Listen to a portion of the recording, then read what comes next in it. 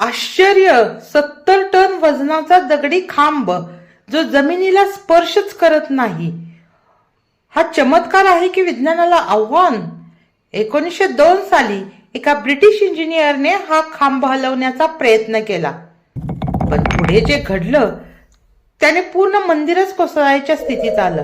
घाबरलेला engineer पळून गेला, पण मागे एक प्रश्न सोडून गेला: हा खांब नेमका उभा तरी कसा? आजही भाविक या खांबाखालून कापड काढतात, मनातील नवस बोलतात आणि विश्वास ठेवतात. इथे काहीतरी दैवी देणगी आहे.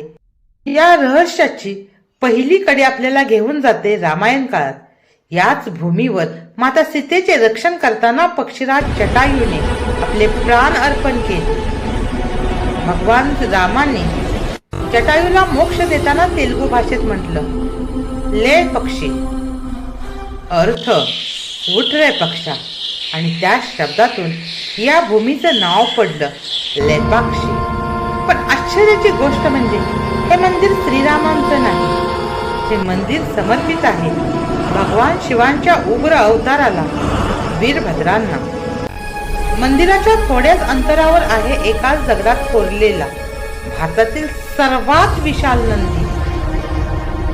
27 फूट लांब, 15 फूट उंच आणि विशाल नागलिंग.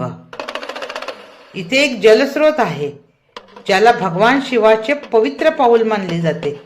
शेकडो वर्ष झाली, पण इथलं पाणी कधीच आटत नाही. हे मंदिर केवळ दगडांचं नाही, हे श्रद्धा, रहस्य आणि शिवभक्तीचं प्रतीक आहे. तुम्ही महादेवाचे भक्त असाल तर कमेंट मध्ये नक्की लिहा, हर हर महादेव.